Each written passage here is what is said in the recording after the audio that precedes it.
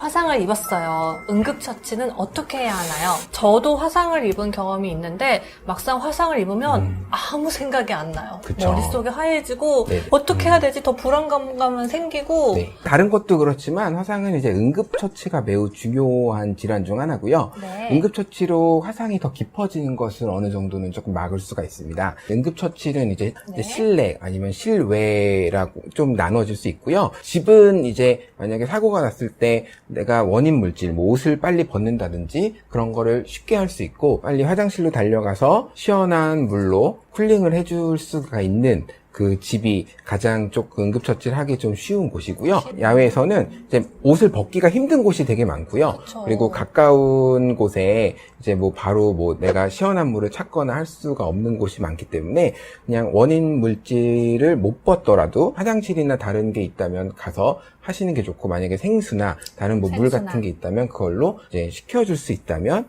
훨씬 더 도움이 좀 될 수 있습니다. 오히려 너무 차가운 물이나 그러면 네.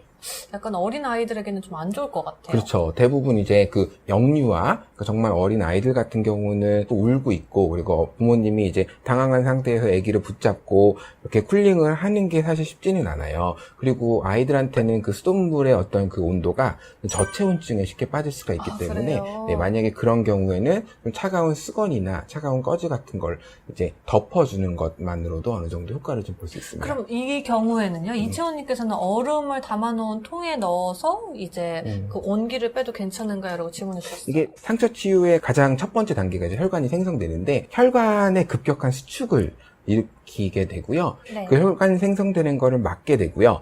그 다음에 이제 얼음을 댔을 때 동상이나 동창 같은 게 생길 수가 있고, 오히려 다른 질환이 또 생길 수가 네, 있네요. 주변 조직이 손상될 수가 있고, 통증이 감소한다고 하지만 얼음을 뗐을 때 그 통증이 더 극심해질 수가 심하게. 있습니다. 예. 그러니까 그 감소되는 거는 정말 일시적인 거군요. 네네. 가능하면 얼음은 아예 사용하지 않는 것으로 해주시면 좋을 것 같아요. 두 번째로 넘어가겠습니다. 물집이 생겼는데 터뜨려야 하나요? 그 물집이 생기면 정의상 최소한 2도 화상입니다. 그래서 그 표피층을 넘어서 이제 진피층까지 손상된 상태를 이제 2도 화상이라고 하는데, 이제 물집은 이제 흡수되거나 놔둬도 이제 호전되는 그런 경우가 있고요. 그런 거는 네. 뭐 제거를 굳이 안 해도 그냥 경과를 보기도 하고요. 근데 이제 부위에 따라서 이게 좀 깊어 보이거나, 그리고 물집을 제거했을 때 그 바닥 상태가 되게 중요하거든요. 분홍색의 예쁜 상처인지 아니면 바닥이 좀 하얀색의 좀 깊은 상처인지 이런 거를 좀 확인을 해야 되기 때문에 화상병원에서는 물집을 때가 되면 제거를 하고 안쪽에 이제 상태를 확인하고 그에 따라서 좀 치료 방법이 좀 달라지게 됩니다. 네. 그 깨끗하지 않은 바늘이나 다른 걸로 이제 물집을 터뜨리게 되면은 그 안에 이제 감염이 되고, 감염원이 들어가면 상처가 더 깊어지거나, 얕은 이도로 끝날 수 있는 게 좀 더 깊은 이도가 되고, 또 깊은 이도가 3도가 되고, 이런 식으로 계속 진행을 할 수가 있기 때문에 집에서는 가급적이면은 물집을 제거하지 않는 상태로 유지를 하시는 게 좋고요. 만약에 터졌을 경우에는 깨끗한 꺼즈 같은 걸 얼른 덮어서 내원을 하시는 게 도움이 좀 될 수 있습니다. 그러면 그 물집 위에 네일밴드 같은 거 붙여도 괜찮아요? 밴드는 사실 밴드. 상처가 많이 습해질 수가 있어가지고요. 아. 네, 밴드는 또 약하고 흡수가 안 되기 때문에 보호도 안 되고, 가능하면 베일밴드는 조금 도움이 좀 안 피하는 돼요. 게. 그럼 물집이 생기면 그냥 그대로 냅두는 게 가장 좋은가? 이거 좀 보호할 수 있는 방법이 있을까 보호는 궁금해요. 그 제일 안정적인 거는 물집이 생겨도 네. 터져도 흡수할 수 있는 폼유나 항생제 연고를 바르고 꺼즈를 좀 올려놓고 꺼즈. 그 상태로, 가능하면 물집이 생겼다 그러면은 한 번 정도는 좀 병원에 가보시는 게 좋지 않을까 싶습니다. 예. 네.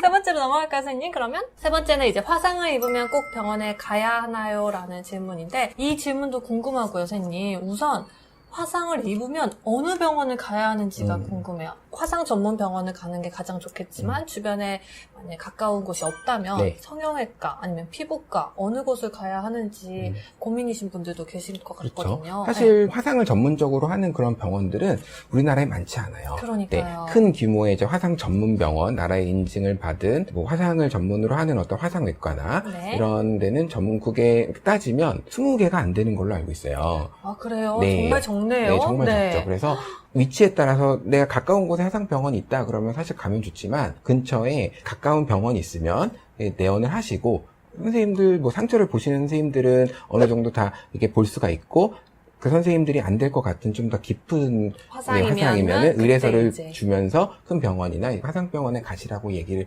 하시거든요. 그래서 그냥 난 안 가고 어떻게 자가치료 해야겠다라고 생각하지 마시고 가까운 어디라도 한번 가보시는 게 조금 좋을 수 있습니다. 그래도 어느 곳이 좋을까요? 성형외과, 피부과, 아니면 내과, 아니면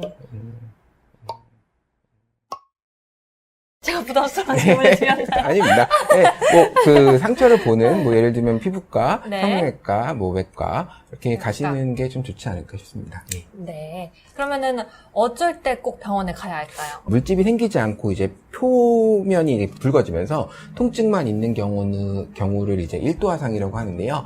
그 경우에는 굳이 뭘 하지 않아도 3, 4일 정도면 상처가 금방 좋아집니다. 이제 문제가 저온 화상처럼 상처가 깊을 수 있는 화상은 오히려 통증이 없는 경우가 많아가지고 환자분들이 안 아프니까 괜찮겠지라고 하다가 좀 치료가 늦어지는 경우가 많아요. 근데 저온 화상은 사실 되게 많은 그 확률로 수술적인 치료가 필요할 수가 있거든요. 저온 화상이요? 네, 상처가 근데 좀 깊기 저온 때문에. 화상이 정말 쉽게 입지 않나요? 저온 화상은 정말 우리 주변에서 흔하게 볼 수 있는 좀 깊은 화상입니다. 겨울철에는 전기장판, 온수매트, 돌침대, 여성분들 같은 경우는 이제 핫팩, 을 올려놓고 주무시다가 물집이 생겨서 이렇게 오시는 경우가 있고, 통증의 유무가 꼭 중요한 건 아니고요. 물집이 있다면 근처 어느 병원이라도 가서 확인을 받는 게 좋지 않을까 싶습니다. 네 번째 질문으로 갈까요? 몇 도 화상인가요? 화상 깊이를 판단할 때 처음 이렇게 오셨는데 그날 보고 판단하지는 않아요. 한 3에서 5일 정도 보고 염증 반응이나 그리고 네. 안쪽에 가피가 생기는지 안 생기는지, 치료가 어느 정도 걸릴 것 같은지, 약에 대한 반응은 어떤지를 좀 판단해가지고 좀 깊이를 판단하게 되거든요. 1도는 아까 말씀드린 것처럼 물집 없고 빨갛고 통증만 있는 정도는 네. 누가 봐도 얕구나고, 2도에서 깊냐 얕냐는 좀 이제 판단이 필요하고, 이제 3도 이상이 넘어가게 되면은 이건 누가 봐도 깊어요. 예, 만졌을 때 뭔가 딱딱하고 노란색의 막이 생기고, 네. 어떤 경우에는 이제 죽은 혈관이 막 비쳐 보이기도 해요. 마찰 화상에서도 생길 수가 있고요. 넘어져가지고요. 네, 달려가다가 자전거, 오토바이 타다가 끌려서. 아스팔트나 이렇게 끌려가지고 물리적으로 1차적 그 피부가 날아가고 그 아래쪽이 좀 손상을 입기 때문에 상처가 좀 정이상, 삼도 화상 가는 경우가 많죠. 생각만 해도 너무 아플 것 같아요. 예. 통증이 있는 경우가 있고요. 네. 통증이 없는 경우가 있습니다. 뭔가 깊을수록 더 아파져야 된다고 생각하는데, 이게 처음에는 이게 좀 통증이 별로 없어요. 그러다가 치료가 되고 상처가 호전이 되면서 그때 이제 한 3, 4일 정도 지났을 때 통증이 막 다시 생기게 되고, 그러니까요. 예, 한 일주일 정도 통증이 좀 지속이 되죠. 가까운 어느 병원에 갔을 때 딱 3도 화상 같으면은 바로 화상병원 가시라고 이제 얘기를 하시죠. 예, 말씀드리죠. 수술적인 치료가 필요할 수가 있기 때문에. 그래서 이제 물집을 제거하고 치료 과정 중에 바닥 속에 이제 하얀색의 어떤 막이 보인다. 그러면 그거는 침체성 2도다. 이제 좀 깊은 2도 화상이다. 그리고 노란색이 보이면 좀 더 깊어 3도, 검은색이 보이면 3도 이상 되는 것 같다. 라고 이제 좀 판단을 하게 되고요. 이제 심재성 2도 화상부터는 수술 가능성이 있는 화상이고, 좀 치료가 좀 길어질 수 있고, 그에 따라서 흉터가 남을 수 있는 가능성이 높아지는 화상입니다. 저희가 지금까지는 화상진료실에서 가장 흔하게 받는 질문에 대해서 이야기를 나누는데요.